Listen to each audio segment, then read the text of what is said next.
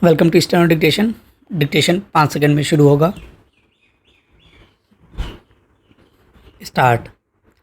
मतदाता सूचियों के विशेष गहन पुनरीक्षण यानी एसआईआर के खिलाफ 23 विपक्षी दलों के नेताओं की ओर से सुप्रीम कोर्ट के प्रधान न्यायाधीश को पत्र लिखने का औचित्य समझना कठिन है।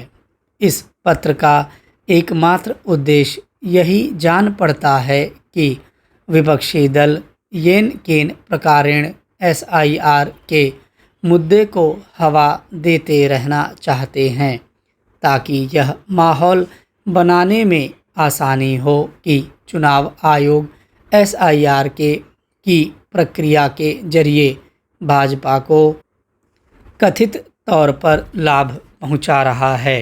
विपक्षी दलों की ओर से यह आरोप तब से लगाया जा रहा है जब से बिहार में एसआईआर कराने का फैसला किया गया। बिहार में एसआईआर के खिलाफ विपक्षी दलों ने यह कहते हुए आसमान सिर पर उठा लिया कि वोटर लिस्ट से उनके समर्थक मतदाताओं के नाम जानबूझकर काटे जा रहे हैं, लेकिन वे इसके पक्ष में कोई प्रमाण नहीं दे सके। इतना ही नहीं, वे ऐसे मतदाताओं को भी सामने नहीं ला सके जिनका नाम कथित तौर पर अनुचित तरीके से वोटर लिस्ट से हटा दिया गया था।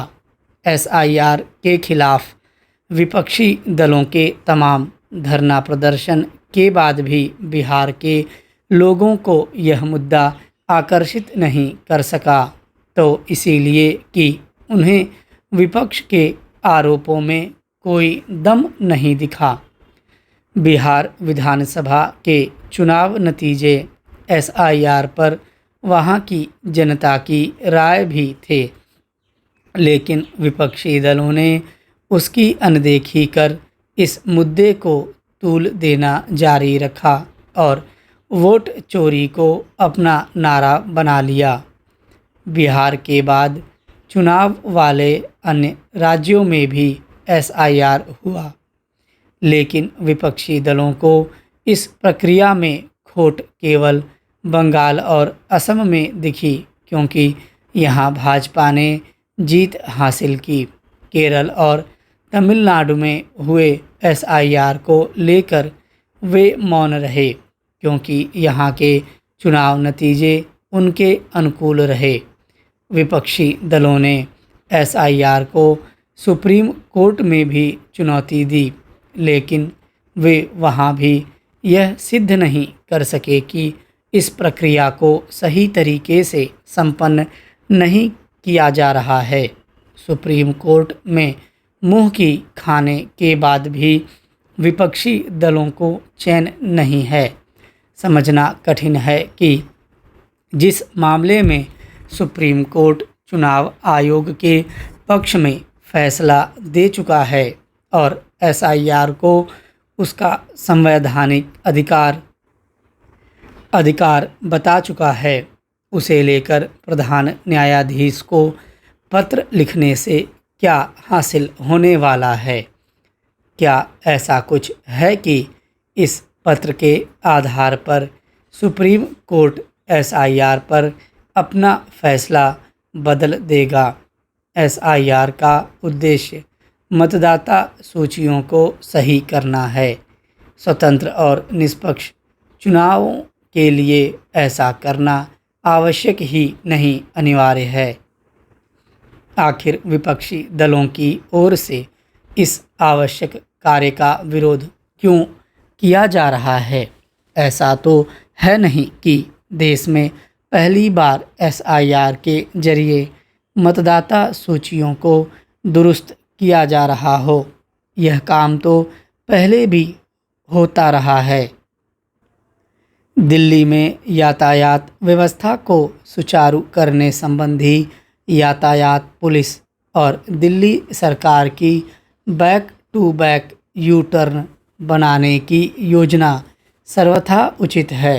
राजधानी में लाल बत्तियों के कारण लगने वाले यातायात जाम वाली कई सड़कों को पूर्व में भी back to back U turn बनाकर लाल बत्ती मुक्त किया गया है। इस तरह से यातायात सुचारू करने की योजना सफल होने पर अब यातायात पुलिस ने लाल बत्तियों वाले ऐसे 25 अन्य मार्गों की पहचान कर वहां ये योजना लागू करने को स्वीकृति दे दी है। यह उम्मीद की जा सकती है कि इससे वाहन चालकों को राहत मिल सकेगी। इस योजना से जहां एक ओर यातायात सुगम होगा, वहीं ये कम खर्चीली भी है। इसके स्थान पर लाल बत्ती खत्म करने के लिए फ्लाईओवर बनाने पर कई गुना अधिक खर्च भी आता है और निर्माण कार्य के दौरान क्षेत्र के लोगों को असुविधा का सामना भी करना पड़ता है।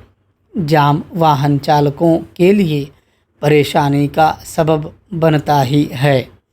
यह राजधानी में वायु प्रदूषण का स्तर बढ़ने की प्रमुख वजहों में से भी एक है। ऐसे में ट्रैफिक पुलिस व पीडब्ल्यूडी को जाम वाले हर पॉइंट की पहचान कर उसका समाधान करना चाहिए। देश में विशेष गहन पुनरीक्षण क्रिया के तीसरे चरण में मंगलवार से दिल्ली, झारखंड, मेघालय और कर्नाटक की मतदाता सूची को दोष रहित बनाने का कार्य शुरू हुआ। यह सुखद है कि इस बार प्रक्रिया की शुरुआत से पहले कोई विवाद खड़ा नहीं हुआ। राजधानी दिल्ली में लगभग 13,000 बूथ स्तर अधिकारी यह जिम्मेदारी निभा रहे हैं। आगामी 29 जुलाई तक वे घर घर जाकर नामों का सत्यापन करेंगे और 7 अक्टूबर को अंतिम सूची के प्रकाशन के साथ यहाँ यह प्रक्रिया पूरी हो जाएगी। बीते एक साल में देश के 13 राज्यों व केंद्र शासित प्रदेशों में यह प्रक्रिया पूरी हो चुकी है और अब तक 6 करोड़ नाम मतदाता सूची से बाहर किए जा चुके हैं। 19 राज्यों व केंद्र शासित प्रदेशों में अभी यह प्रक्रिया चल रही है और कितने नाम अंतिम सूची से बाहर होंगे इसका अंदाज़ा भी नहीं लगाया जा सकता। विडंबना यह है कि आयोग दावे के साथ नहीं कह सकता कि जिन 6 करोड़ लोगों के नाम अब तक मतदाता सूची से हटाए गए हैं उनमें से जीवित तमाम लोग अपात्र हैं। पश्चिम बंगाल व तमिलनाडु के हालिया विधानसभा चुनाव में देश ने देखा कि किस तरह SIR के कारण चुनाव नतीजों पर असर पड़ा है और अब आयोग को आला अदालत में अपनी कार्रवाई का औचित्य साबित करना पड़ रहा है। लोकतंत्र की महानता ही इस बात में है कि वह अंतिम व्यक्ति के मत को प्रथम व्यक्ति के बराबर रखता है। हमारे संविधान निर्माताओं ने आइन लागू होने के पहले दिन से यह गारंटी अपने हर एक नागरिक को दी। जैसे जैसे शिक्षा का प्रसार हुआ, लोगों में अपने अधिकारों के प्रति जागरूकता आई, वैसे वैसे मतदाता सूची का विस्तार हुआ और मतदान केंद्रों पर वोटरों की भीड़ भी उमड़ती गई। अब तक की तमाम सरकारों, राजनीतिक दलों और चुनाव आयोग को इसका श्रेय जाता है। इन सब ने न सिर्फ ज़्यादा से ज़्यादा लोगों को मतदान प्रक्रिया से जोड़ा, बल्कि उन्हें निर्भीक होकर अपने मत का उपयोग करने के लिए प्रेरित किया। आज देश की स्त्रियां पुरुषों से ज़्यादा वोट करने निकलने लगी हैं, तो यह राजनीतिक दलों और चुनाव आयोग के प्रयासों की ही सफलता है। ऐसे में जब नाम कट जाने के मामले सामने आते हैं, तो इससे हमारे लोकतंत्र को लेकर एक विरोधाभास पैदा होता है। पश्चिम बंगाल का एसआईआर तो एक धब्बा बन चुका है। आयोग ने पुरानी मतदाता सूची में लगभग शामिल 27 लाख मतदाताओं को वहां विचाराधीन श्रेणी में रखकर विधानसभा चुनाव में मतदान से वंचित कर दिया। जो न्यायाधिकरण उनकी सुनवाई के लिए गठित हुए, उनकी सुनवाई की रफ्तार से शायद अगले विधानसभा चुनाव तक भी इन वोटरों के साथ इंसाफ न हो पाए। ऐसे में उनका जनप्रतिनिधि आज कौन है और कोई विधायक उनकी मदद क्यों करेगा, जब उसे उनकी नाराज़गी से कोई फ़र्क ही नहीं पड़ने वाला।